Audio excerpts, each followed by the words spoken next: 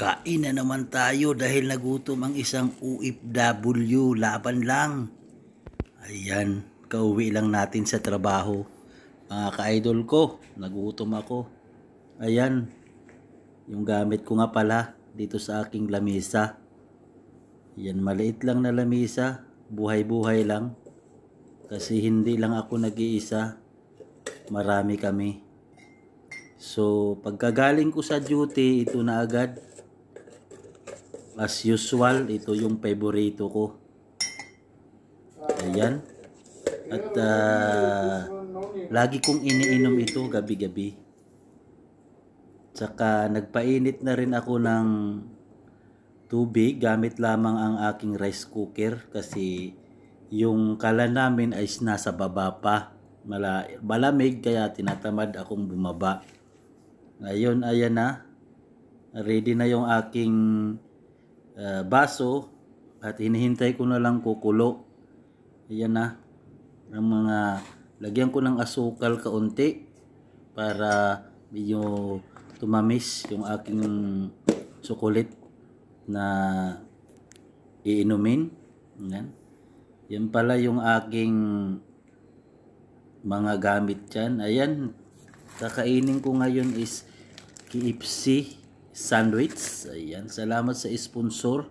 Ayan mga ka-idol. Ayan pala ka-idol yung aking laman ng aking table dyan. At ito naman yung aking higaan. Ayan, single bed lang tayo at hindi mawawala yung ating kinakapitan. Isang rosary dyan sa ating gilid. Pag tayo malungkot, tatawagin lang natin si Lord. Ayan, ayan na, kumukulo na yung aking rice cooker. Ayan, ready na. At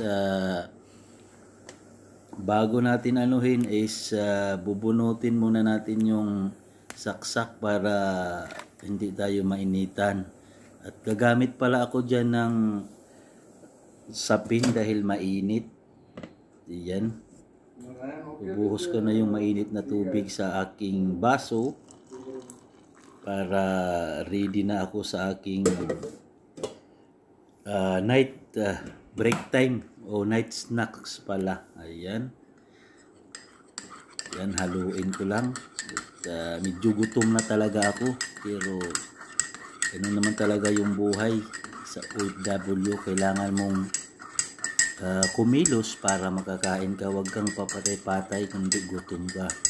Ayan na. Okay, start na tayo dyan. Pakita na pala ako dyan. Siyempre, ako ang kakain. Pakita ako.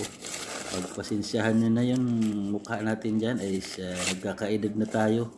Medyo kalbo na tayo dyan mga ka-idol. Mga ka-idol, kita nyo naman unang subo para sa mga subscriber ko. Ayan. Delicious. Nakatingin tayo at higupan natin dyan ng mainit na chocolate milk. Ayan. Delicious. Ayan mga ka-idol. Ganyan lang ang buhay sa OFW mga ka-idol. Hindi madali mga ka-idol. Solo mo lang talaga ang laban lahat ng bagay.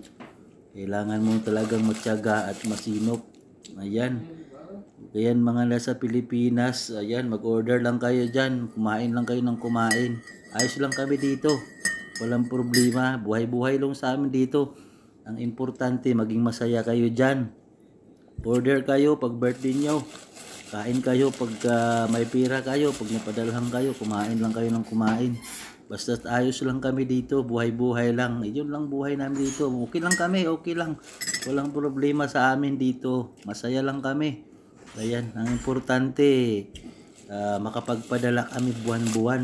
At masuportahan namin hindi man 100% yung pangangailangan ng nasa Pilipinas, pero at least talagang gumagawa kami ng paraan. Ayan, sa mga shoutout pala dyan sa mga OFW natin, mga magigiting nating OFW sa ang sulok ng mundo. Ayan, sana mag-iingat kayo lagi at talagang laban lang talaga, laban lang tayo. Hindi tayo magpapadaig sa anumang pagsubok na dumarating sa ating buhay. Kapit lang tayo at ipadama natin sa ating mga pamilya na ayos lang tayo. Maging masaya lang sila, masaya na rin tayo. At isa pa, Kung malungkot man tayo, lagi lang tayong mananalig sa Diyos. Sa anumang oras, talagang unahin natin siya. At lahat susunod ay maging maayos na pag siya ang kumilos. Walang imposible kasi sa Kanya. Kaya ayan na, ito na talaga ang realidad ng isang OFW.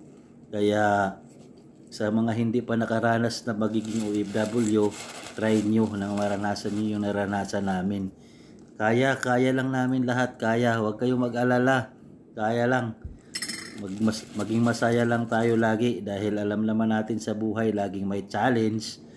Kaya laban lang tayo, huwag tayong sumuko. Ang unang-una talaga nating lapitan yung mahal nating Panginoon.